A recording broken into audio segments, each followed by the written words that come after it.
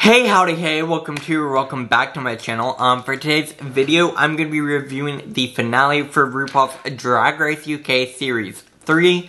So if that sounds good to you, make sure to hit that like button, comment down below what you thought about this episode, and go ahead and hit that subscribe button. Come join the Amateur Hour community. And without further ado, let's get this video started.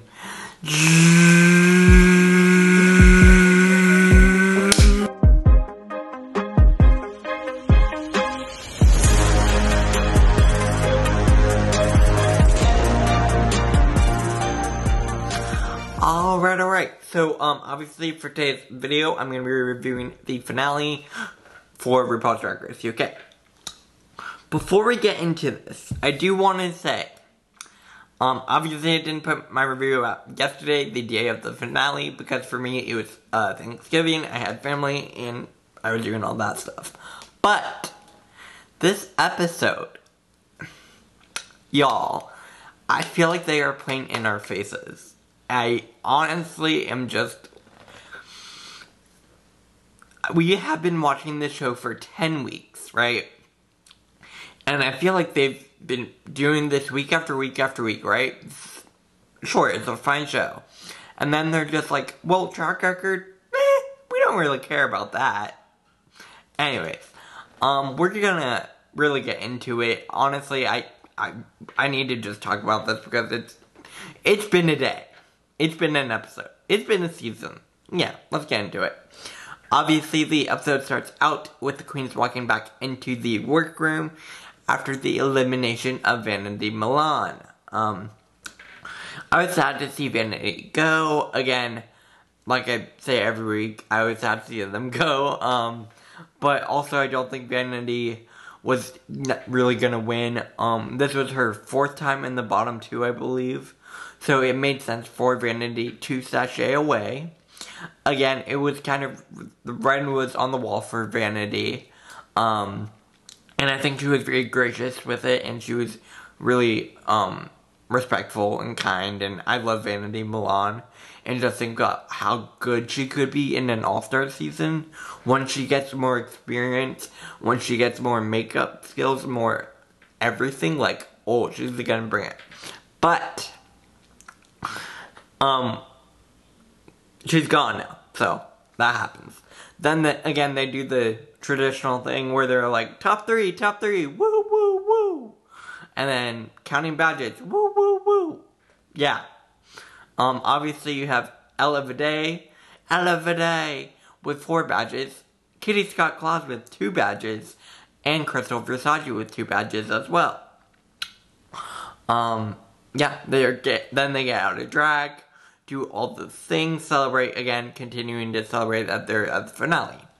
Then we get to the next day, where the queens are walking into the workroom, again, talking about badges, talking about the season, you know the drill. Same thing that happens basically every episode, especially for the finale, because it's almost more of like a victory lap at this point. Like, they're not going to be putting drama in at the finale at this point. Just doesn't seem necessary. So, obviously, like I said, Ella with 4 badges, Kitty with 2, and Crystal with 2 badges. Remember that. 4, 2, and 2. 4 badges for Ella, 2 for Kitty, and 2 for Crystal. Then RuPaul comes in and introduces the Maxi challenge, where the queens are going to have to record their own verse to RuPaul's song, Hey Sis, It's Christmas. I think it's, yeah, Hey Sis, yeah. So they all have to record their own verse to Hey Sis, It's Christmas, and then they also have to learn choreo and perform it for the judges and everyone. Yeah, so they do that. RuPaul introduces it. Then it cuts to them writing their lyrics. Again, the music writing parts always seem a bit strange because they're talking about the lyrics, but you don't necessarily get the final image of what it's gonna be, obviously.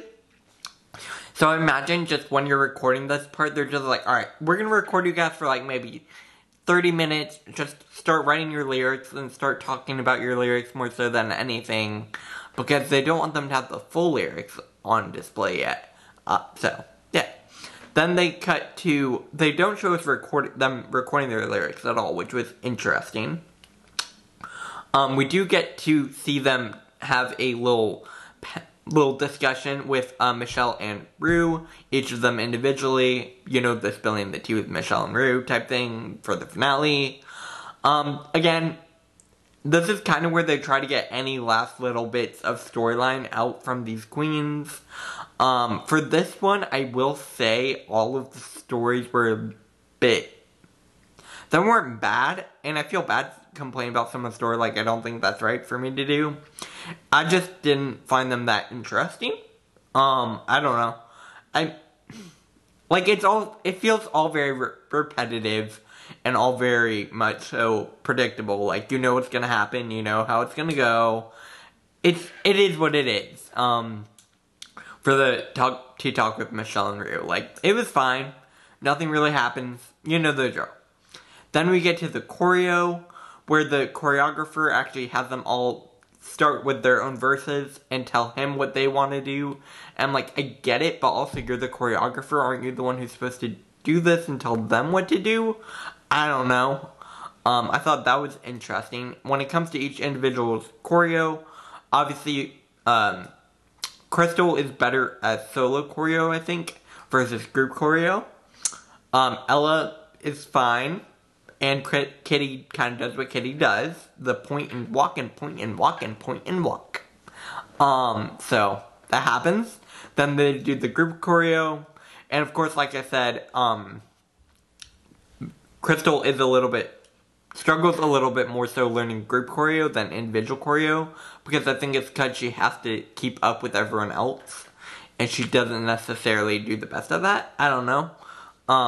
So they're doing their choreo. That happens. And yeah, then we get to the coronation day, I guess. I do want to talk about a few things here. Obviously, they're all getting into their drags, doing the things. They're all talking about how their first impressions of each other. You know the drill. Like, it all feels very much so like a typical finale. Which, again, not a bad thing. It's just when you get so many seasons throughout the year, it starts to feel so repetitive that it almost... I don't know. It loses some of its impact for the finale. And I think that's part of where the problem comes in for me, at least. It just doesn't feel as exciting. And it doesn't feel as... what's the word? Exciting or...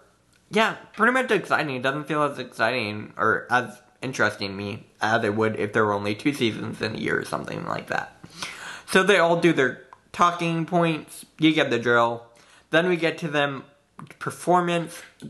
Then we get to the performance of Hey Sis It's Christmas. I'll talk about each individual's performance. First, we get Ella Vidae. Ella Vidae. I really liked Ella's performance. I thought she did really well. She stood out the way she needed to. I thought it was a very effective performance. Her lyrics were great.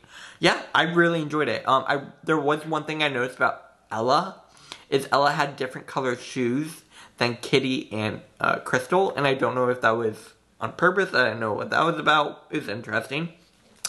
She had black shoes, I believe, and Kitty and Crystal had white shoes. So, Ella's performance was fine. Yeah, that's all I can say. It was fine. It was good. I enjoyed it. Then we get Kitty Scott Claus's performance. Again, it was a good performance. They're all fine. I mean, you're at the finale. You're not going to have anyone who's terrible. It was fine. Like I said, it was fine. It wasn't the most memorable. I don't think any of them were particularly memorable, if we're being honest. It wasn't bad by any means. Like, I couldn't do that. Like, I'm super impressed with everything they do. I just was like, it wasn't as memorable as some of the other finale performances we have gotten over the years. For me, at least. And then finally we get Crystal Versace. I liked her whole legs thing where she did like the K and then the V. I thought that was cute. For her lyrics, I liked her lyrics. I liked her performance overall. I thought it was a very strong performance.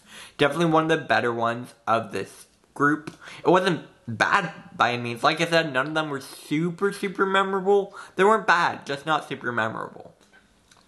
Then again, at the very end, we get all the other eliminated queens walking out on the stage in their Christmas-themed outfits, performing along with them. and then it ends with them all on stage. It's cute. It's a really cute performance.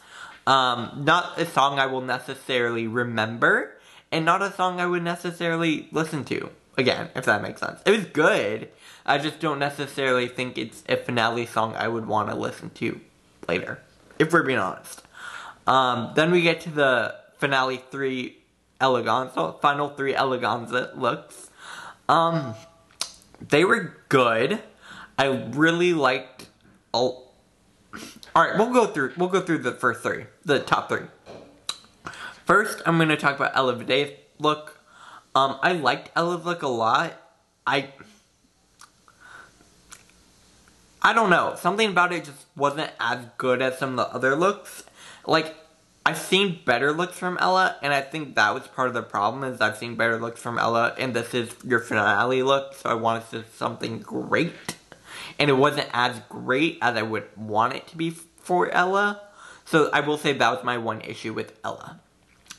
Then we get Kitty's look. I thought Kitty looked gorgeous. I love the wig, the makeup, the dress was really, really pretty. Again, really great job on Kitty's behalf. I thought this was definitely a finale look. For me, I really liked it.